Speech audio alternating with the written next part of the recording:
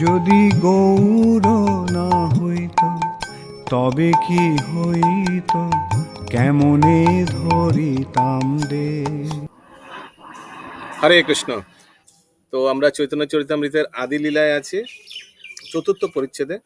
আর আজ আমরা শ্লোক সংখ্যা 152 থেকে কন্টিনিউ করব। গতকাল আমরা দেখেছি কবিরাজ গোস্বামী বলছিলেন যে শ্রী রাধারানী হচ্ছেন পরম আশ্রয় তত্ত্ব এবং ভগবান শ্রীকৃষ্ণ হচ্ছে বিষয় তত্ত্ব, অবজেক্ট, ডেস্টিনেশন। আর আমরা এটাও দেখেছি যে যদিও রাধারানীর প্রেম দর্পণের মতো নির্মল, তবুও তা স্বচ্ছতা প্রতিক্ষণে বর্ধিত হয়। আর দুজনের মধ্যে কম্পিটিশন থাকে, ভগবান শ্রীকৃষ্ণের মাধুর্যতা ও রাধারানীর প্রেমের স্বচ্ছতা, এই দুটোর মধ্যে একদম কম্পিটিশন থাকে। আর পরবর্তীকালে গোপীরা গোপী গীতে তারা আফসোস করছেন যে এটা ঠিক করেননি আমাদের সৃষ্টিকর্তা ব্রহ্মা, যার জগতিক সৃষ্টিকর্তা ব্রহ্মা ঠিক করেননি। কেন ঠিক করেননি? এক তো মাত্র দুটো নেত্র দিয়েছে উনি, সহস্র কোটি কোটি নেত্র দেওয়া উচিত ছিল, তাহলে আমরা ভালোভাবে ভগবান শ্রীকৃষ্ণকে দর্শন করতে পারতাম। আর দ্বিতীয় দিল দুটো, তার ওপর পলক দিয়েছে, একটু একটু পর পলক, তো ভগবানকে কন্টিনিউয়াস নিরন্তর আমরা দর্শন করতে পারি না। এইভাবে ওনারা আক্ষেপ করছেন। 152 নম্বর শ্লোক।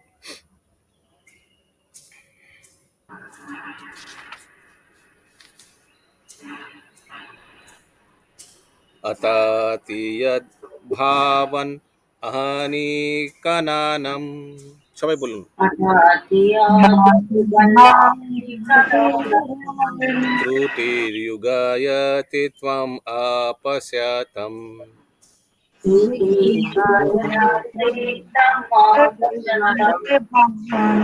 কুটিলকুন্তলম শ্রীমাখম চ তে।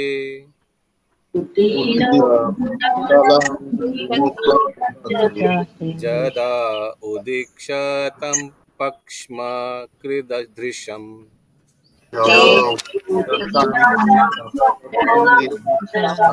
তো গোপীরা এখনো কন্টিনিউ করছে, গোপীরা। ওকে। হে কৃষ্ণ, দিনের বেলা তুমি যখন বনে গমন করো, তখন কুঞ্চিত কেশদাম শোভিত তোমার সুন্দর মুখমণ্ডল দর্শন করতে না পেরে, কারণ কি উনি তো চলে গেছেন জঙ্গলে, তো গোপীরা তার দর্শন করতে পাচ্ছেন না। অর্ধ নিমেষকে এক যুগ বলে মনে হয়, মনে হয় এক যুগ ভগবানকে দর্শন করেছি। তখন আমরা যে চোখ দিয়ে তোমার সুন্দর মুখমণ্ডল অবলোকন করি। মিউট মিউট কোথায় রেখা মাতাজি, মিউট। তাতে পলক সৃষ্টি করার জন্য ব্রহ্মাকে মূঢ় বলে নিন্দা করি। এই শ্লোকটি শ্রীমদ্ ভাগবত থেকে উদ্ধৃত ব্রজগোপিকাদের একটি উক্তি। The gopis said, "O Krishna, when you go to the forest during the day and we do not see your sweet face, which is surrounded with beautiful curling hair, भगवान एक कुकरानो घुंघराले बाल है ना, half a second becomes as long as an entire age for us, and we consider the Creator who has put eyelids on the eye we use for seeing you to be simply a fool." 153 নম্বর শ্লোক। Please কোথাও কারোর অসুবিধা হলে বলবেন, ওকে?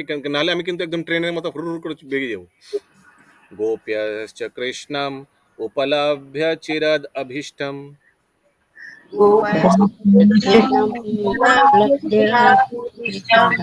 यत् प्रेक्षणे दृशिषि पक्ष्माकृतं सपन्ति।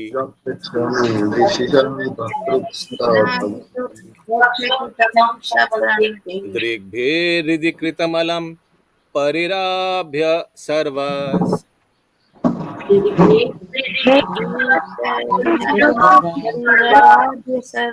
तद्भावम् अपुरपि नित्य युजं दुरापम्।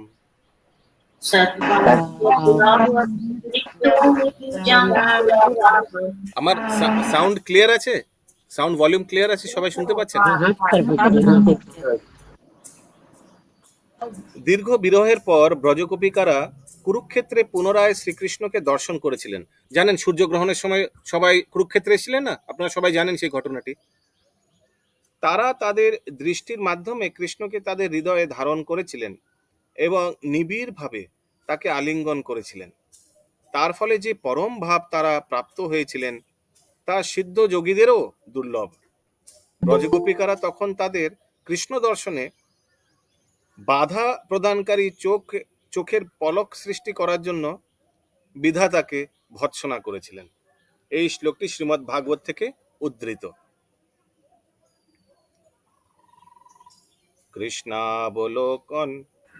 কৃষ্ণাবলোকন বিনা, কি tune হবে? কৃষ্ণাবলোকন বিনা নেত্র ফলনাহিয়ানা। বলুন বলুন।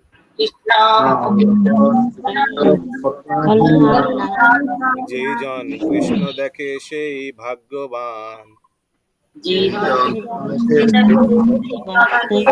এই এক টিউন থেকে আরেক টিউন চেঞ্জ করতে গিয়ে ভুলে যায় কোন টিউন। শ্রীকৃষ্ণকে দর্শন করা ব্যতীত চোখের আর কোনো উদ্দেশ্য নেই। যিনি শ্রীকৃষ্ণকে দর্শন করেন তিনি সবচাইতে ভাগ্যবান। 154 নম্বর শ্লোক।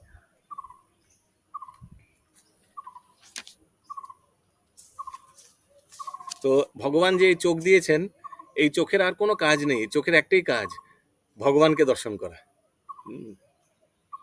155 নম্বর শ্লোক।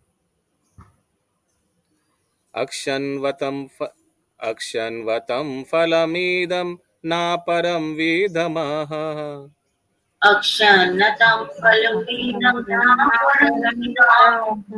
साख्यं पशुम् अनुविवेशति योतोर्वयास्यै।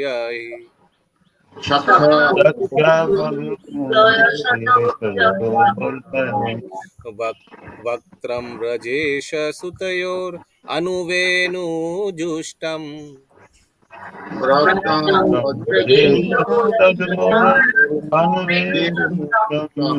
यर्वनिपितम् अनुरक्त कटाक्ष मोक्षम्।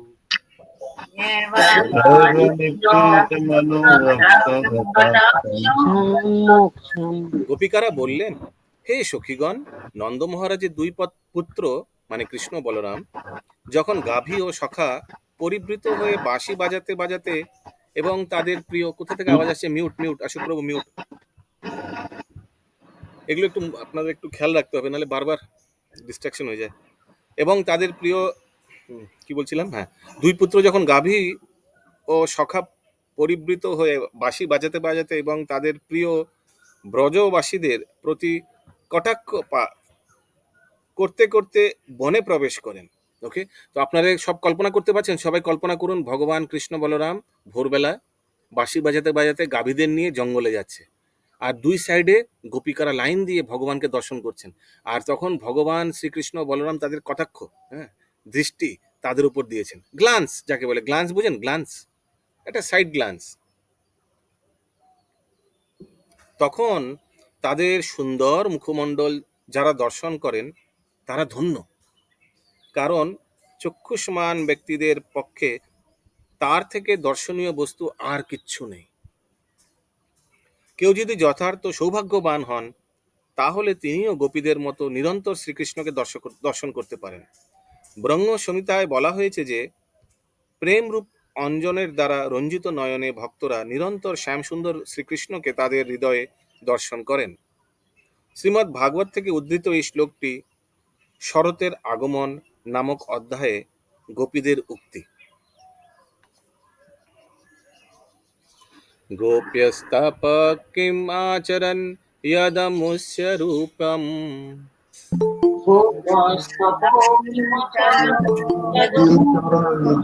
लावण्य शरम अशा मूर्ध्वमन अन्य सिद्धम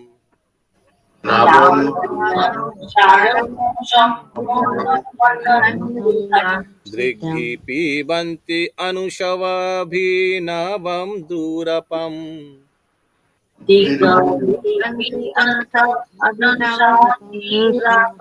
एकांत धाम यशसा श्रिया ऐश्वर्या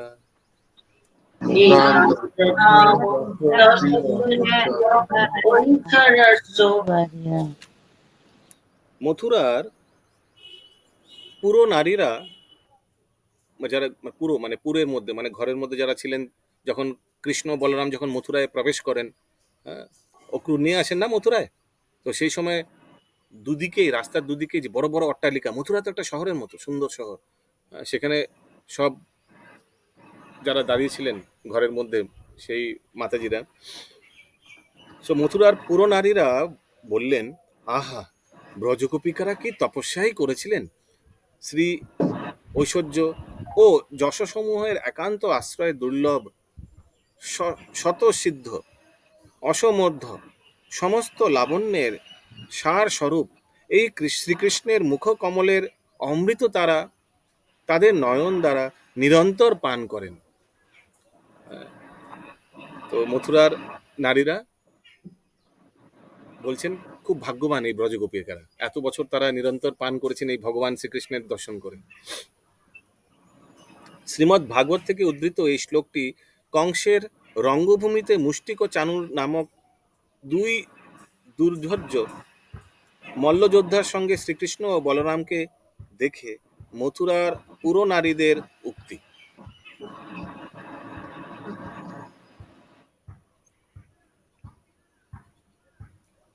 অপূর্ব মাধুরী কৃষ্ণের অপূর্ব তার বল, যাহার শ্রবণে মন হয় টলমল।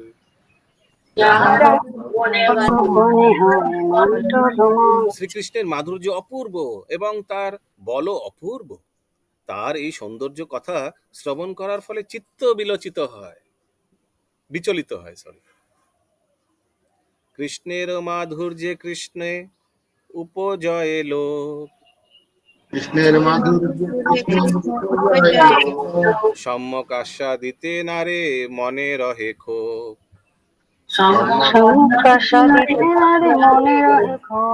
কৃষ্ণের মাধুর্য কৃষ্ণকে পর্যন্ত আকৃষ্ট করে, কিন্তু যেহেতু তা তিনি পূর্ণরূপে আস্বাদন করতে পারেন না, তাই তার মনে ক্ষোভ থেকে যায়। এই তো দ্বিতীয় হেতুর কহিল বিবরণ, তৃতীয় হেতু এবে শুনহ লক্ষণ। So what is the second reason? Second reason হচ্ছে ভগবান শ্রীকৃষ্ণ মাধুর্য ভগবান নিজে ভোগ করতে পারেন না, এটাতে ভগবান খুব অতৃপ্ত থাকেন, ওই জন্য ভগবান ভক্ত রূপে অবতরণ হয়েছেন, মহাপ্রভু রূপে। वो पहला कारण क्या था? এর এখন মনে নেই।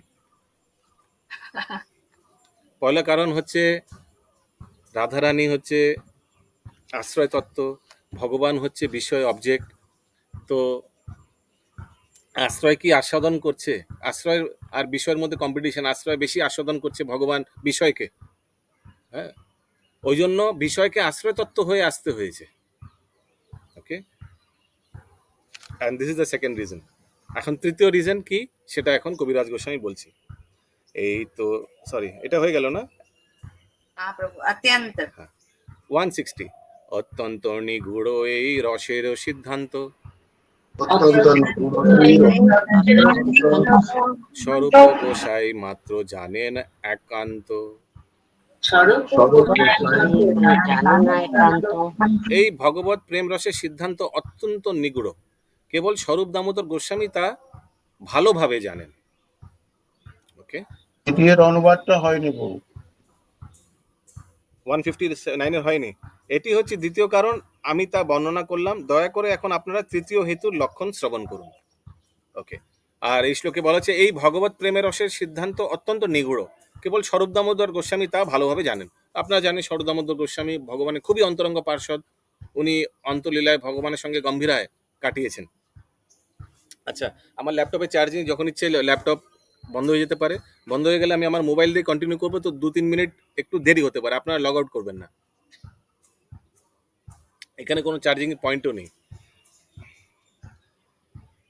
এই 1-2 মিনিট পরেই বন্ধ হয়ে যাবে খুব সম্ভবত। যে বা কেহ অন্য জানে সেহ তাহা হইতে,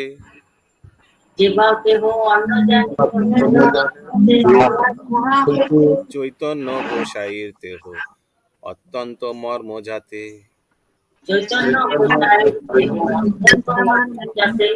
অন্য অন্য যে কেউ তা জানেন বলে দাবি করেন, তিনিও স্বরূপ দামোদর গোস্বামীর কাছ থেকেই নিশ্চয়ই তা শ্রবণ করেছেন, কেননা তিনি ছিলেন শ্রী চৈতন্য মহাপ্রভুর অত্যন্ত অন্তরঙ্গ পার্ষদ। আর যদি কেউ ক্লেম করে যে আমিও মহাপ্রভুর ব্যাপারে অনেক কিছু জানি, মহাপ্রভুর যে অন্তলীলা, মহাপ্রভুর যে সবচেয়ে কৃষ্ণ প্রেমের বিরোহী লীলা সে ব্যাপারে জানে, তার মানে এই বুঝে নিতে হবে যে সেই ব্যক্তি স্বরূপ দামোদর কাছ থেকে সবকিছু জেনে এসছে। গোপীগণের প্রেমের রূঢ় ভাবনা, গোপীগণের প্রেমের বিশুদ্ধ নির্মল প্রেম কভু নহে কাম। গোপীদের প্রেমের নাম রূঢ় ভাব, তা বিশুদ্ধ ও নির্মল, তা কখনোই কাম নয়। পূর্বেই বিশ্লেষণ করা হয়েছে যে শ্রীকৃষ্ণের প্রতি গোপীদের প্রেম অপ্রাকৃত, তাদের এই আবেগকে বলা হয় রূঢ় ভাব। যদিও আপাত দৃষ্টিতে তা কাম বলে মনে হয়, তবুও কখনোই তাকে জড়জাগতিক যৌন আবেদন বা কাম বলে মনে করা উচিত নয়, কেননা তা শুদ্ধ ও নির্মল ভগবত প্রেম। ওকে, গোপিকাদের যে প্রেম ভগবান শ্রীকৃষ্ণের প্রতি। 163 रूढ़ भाव क्या है? এটার নাম দিয়েছে, গোপীদের প্রেম এর নাম হচ্ছে রূঢ় ভাব।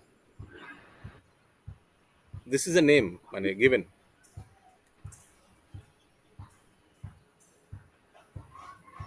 তো রূঢ় ভাব মানে খুবই concentrated, high concentrated love for यहाँ पे কৃষ্ণ। लिखा है कि विशुद्ध और निष्कलंक। কোথায় লেখা আছে? বিশুদ্ধ মানে এটা রূঢ়ভাবে এই জন্য যে ওটা অপ্রাকৃত, विशुद्ध और निष्कलंक है, इसलिए वो रूढ़ জড়জাগতিক भाव है। স্তর থেকে না না, উঁচু। সেটা না, উনি রূঢ় ভাবের মানেটা বলছে, জিজ্ঞেস করছে। আপনারা রূঢ় ভাবের মানেটা জানেন? Do you know the word of the word meaning of the নাম রূঢ় ভাব? ওকে, তো তা বিশুদ্ধ ও নির্মল সেটা লেখা আছে। সো রূঢ় ভাব প্রেম সেটা বিশুদ্ধ ও নির্মল, কিন্তু রূঢ় ভাব শব্দটির কি অর্থ? 163। সো রূঢ় ভাব ইজ ভেরি হাই কনসেন্ট্রেটেড, একদম মানে গভীর প্রেম।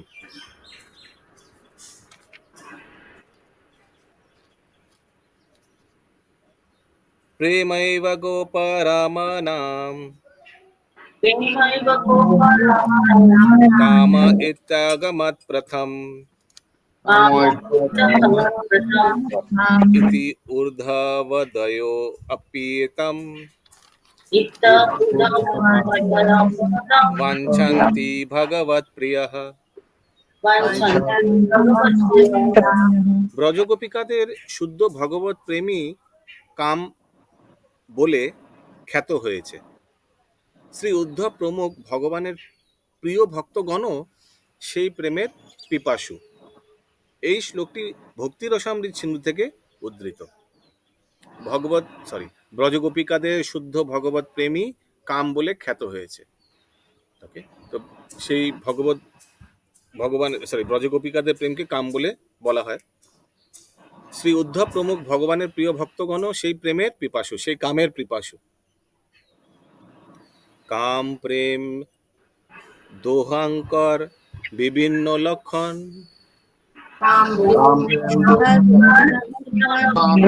লোহ আর হেম জয়ছে স্বরূপে বিলক্ষণ।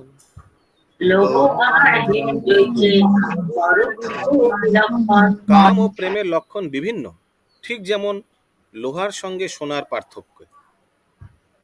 কাম ও শুদ্ধ প্রেমের পার্থক্য হৃদয়ঙ্গম করতে চেষ্টা করা উচিত, কেননা তারা সম্পূর্ণ ভিন্ন জাতীয়। লোহা ও সোনার মধ্যে যেরকম পার্থক্য, কাম ও প্রেমের মধ্যেও সেই রকমই পার্থক্য রয়েছে। কিন্তু এখানে গোপিকাদের কাম শুদ্ধ প্রেমের সঙ্গে তুলনা। 165 আত্মেন্দ্রিয় প্রীতিবাঞ্ছা তারে বলি কাম, কৃষ্ণেন্দ্রিয় প্রীতি ইচ্ছা ধরে প্রেম নাম। Very very very very important শ্লোক। এই শ্লোকটা কণ্ঠস্থ করা উচিত, স্পেশালি প্রচারের কাজে খুব এটা কাজে লাগে। নিজের ইন্দ্রিয় তৃপ্তির বাসনাকে বলা হয় কাম, আর শ্রীকৃষ্ণের ইন্দ্রিয়ের প্রীতি সাধনের ইচ্ছাকে বলা হয় প্রেম। তো আমরা যখন ইন্দ্র তৃপ্তি করি, নিজের ইন্দ্রকে যখন তৃপ্তি দেওয়ার চেষ্টা করি, সেটাকে কি বলা হয়? কাম। কিন্তু যখন আমরা আমাদের ইন্দ্রিয় দিয়ে ভগবানের ইন্দ্রিয়কে তৃপ্তি করার চেষ্টা করি, সেটাকে প্রেম বলা হয়। শাস্ত্রে বিশুদ্ধ প্রেমের বর্ণনা করে বলা হয়েছে, কি বলা হয়েছে?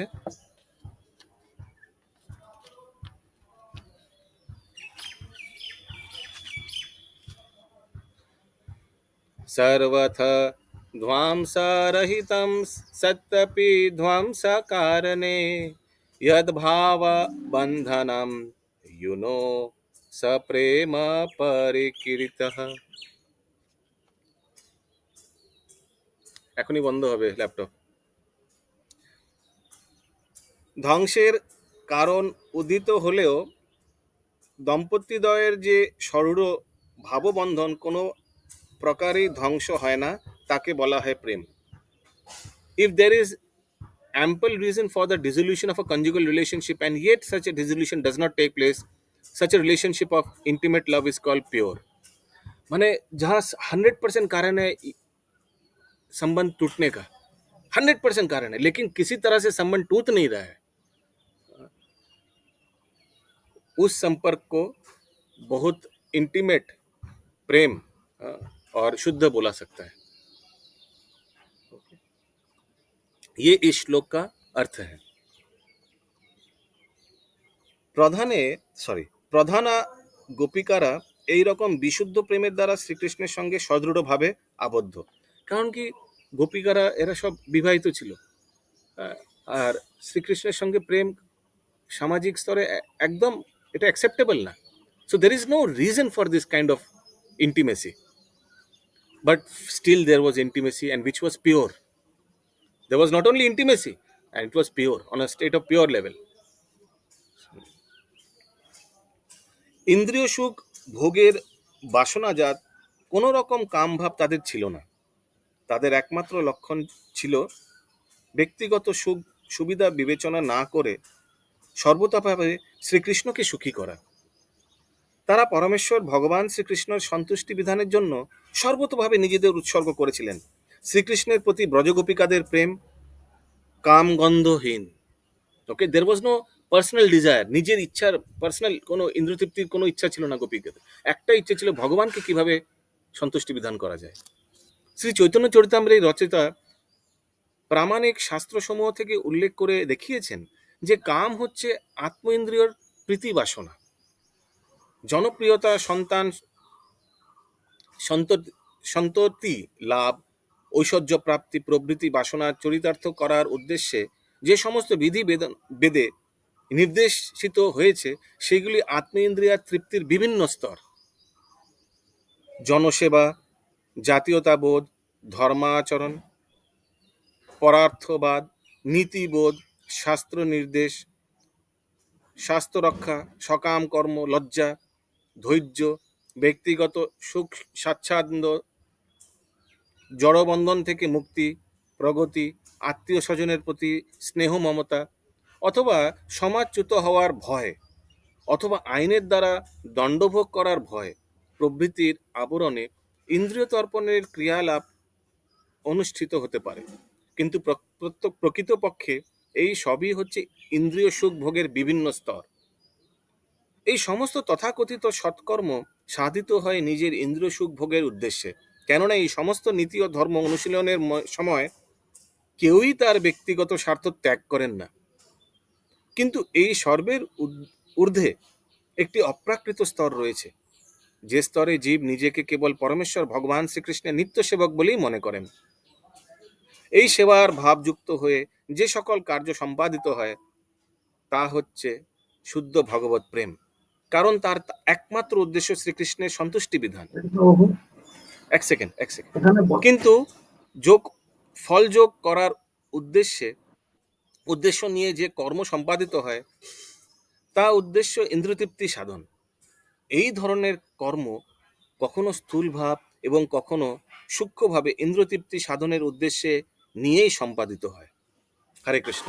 তো এখানে আমাদের আজকের শেষ আলোচনা। এরপর আমরা কাহুত শুরু করব। ইয়েস, শক্তিপাত প্রভু, আপনার প্রশ্ন ছিল? এক সেকেন্ড, পেলে শক্তিপাত প্রভু বলিয়ে। এখানে অনেকগুলো আইটেমের কথা বলা হয়েছে, যেগুলো লজ্জা, ধর্মকর্ম, যা Yes. এখানে একটা আইটেম বলছে ধর্মাচরণ। ধর্মাচরণ এখানে হ্যাঁ, তো যে ধর্মচরণ, পর্যায়ে পড়া হয়েছে, হুম, সে পর্যায়টা কি কিরকম একটু বুঝিয়ে বলেন যদি। ওকে। আর কারো কি প্রশ্ন ছিল? আর মোহাম্মদ জিদুর মাতি কি ছিল প্রশ্ন? तो लास्ट में वो जो सब बोले वो समझ में नहीं आया, क्या क्या चीज। अच्छा, तो यही बता रहे कि इस सब चीजों में इंद्र तृप्ति है। कौन कौन चीजों में? जैसे बताया गया है जन सेवा। जन सेवा मालूम है आप लोगों को? तो किस में मालूम, तो ये सब में इंद्र तृप्ति है। तो किस में, कौन सा वर्ड आपको समझ नहीं आ रहा है? जैसे शक्तिपात प्रभु को धर्माचरण समझ में नहीं आ रहा है, आपको कौन सा वर्ड समझ में नहीं आ रहा है इसमें से? एक वर्ड है प्रभु जी, पितृत्व। ओके, और कोई? ओके, এই দুটি ওয়ার্ড তো, পিতৃত্ব। মহাপ্রভু আরেকটা প্রশ্ন আছে। ব্রজগোপিকারা কি কৃষ্ণকে তখন ভগবান বলে মনে করেছেন? কখনো না। নো, লাভার, কনজুগাল লাভার। ওকে, ভগবান বলে মনে করলে কখনো সেই জিনিসটা আসবে না। ভগবান বলে মনে করলে অ এন্ড রেভারেন্স আসে। অ এন্ড রেভারেন্স, অ মানে ভয়, রেভারেন্স মানে respect. Okay, uh and reverence আসে, ওটা ঐশ্বর্য তাকে রূপে। যে তখন যে ভগবান খুশি বলে করার যখন- জন্য, তাকে যে ইন্দ্রিয় তৃপ্তি দেওয়ার জন্য